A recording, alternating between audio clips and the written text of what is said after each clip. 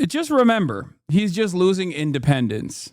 He's losing a lot of the people that voted for him, but that's expected. That is precisely what happened last time around as well.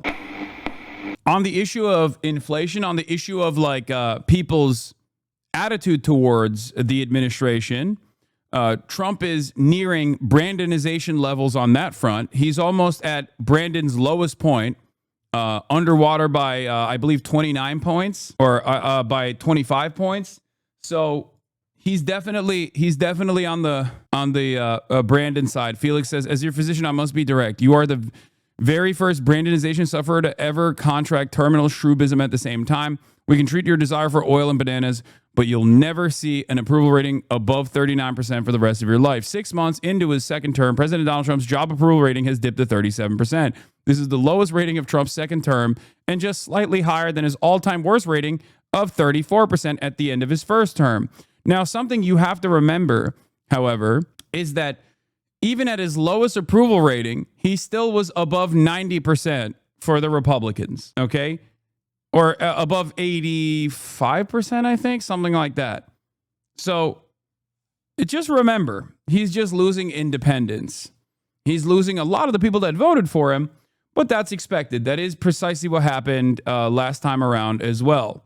Yeah, independents drive Trump's approval rating to 37%, second term low. This is the lowest it's been in the second term, and it's close to the lowest it's been in its first term. Not that it matters because he's not running again, or maybe we won't even have another election. Who knows? Who knows? Trump's handling of Iran foreign affairs rated highest, but still underwater. Trump's ratings for handling each of 8 separate foreign and domestic issues also ran generally poor.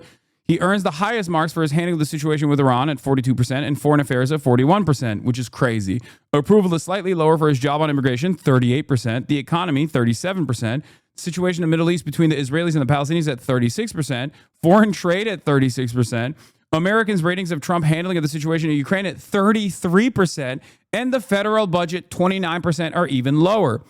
Apart from the situation with Iran, which was not previously measured in Trump's second term, ratings on each of the issues are now lower than earlier this year. These include a 14-point drop in the federal budget and an 8-point decline for immigration and the situation in Ukraine. Republicans broadly approve of Trump's job on each issue, with his handling on foreign affairs garnering the highest rating at 93%. Aside from the situation in Ukraine, which earns approval from 70% of Republicans, his ratings on other issues range from 81 to 88 within his party.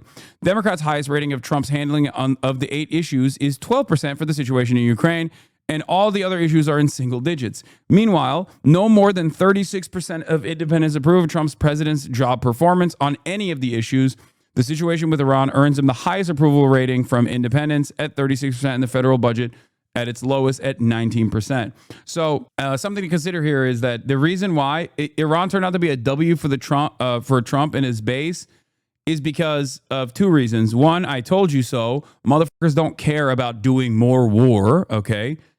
Even though they say that there is no more war. I told you it was going to work out in a similar fashion to what happened with the assassination of Soleimani, where it was seen as like an off-ramp for Iran, so it was packed up. It was packed up fairly quickly, and this is the reason why they see him as like a powerful figure that was able to simultaneously escalate and then look like he was actually working to de-escalate. People did not see it as a severe escalation, even though it was. If it actually led to a larger quagmire, it would have been a massive failure.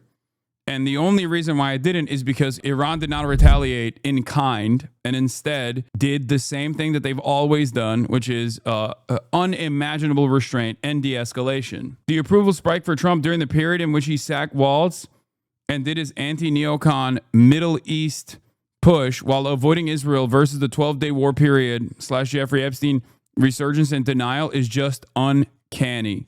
Bro, I know someone who thought his initial messages saying Israel and Iran were going into a ceasefire deal was Nobel Peace Prize worthy. Israel attacked Iran a few hours later.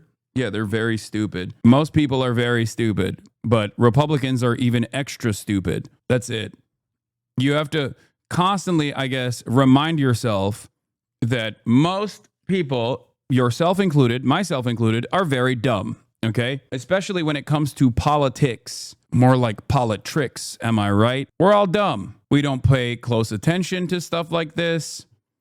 And also we have a litany of different interests and opinions on issues that are oftentimes contradictory to one another. And there's not much else you can do about that. It's just, it is what it is. Bottom line, Trump closed out the second quarter of his second term in office, having accomplished much of what he said he would do if elected. Yet outside of his Republican base, relatively few Americans are pleased with his performance.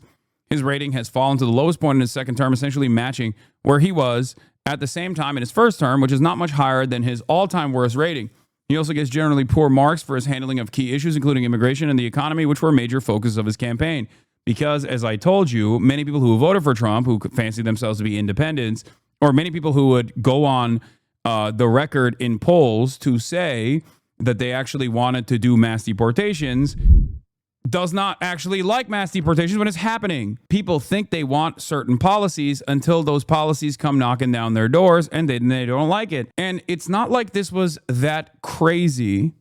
It's not like this was unforeseeable. After all, I foresaw it, and I kept repeating it over and over again throughout the election cycle and yelled at the Democrats for refusing to explain to Americans broadly what mass deportations would look like. The reason, and the example that I used regularly was abortion. Roe v. Wade. Many people who voted, many people who said in polls that they would want Roe v. Wade to go away, very quickly realized that they did not like it when their daughters or their wives or their immediate loved ones could potentially not be able to get this medical intervention that is necessary and life-saving. That's it. And that happened literally before the election. So I don't know why it was so hard for people to use that as an example of people say they want something until that thing is happening, and then they go, oh my God, who would have thought this would be awful?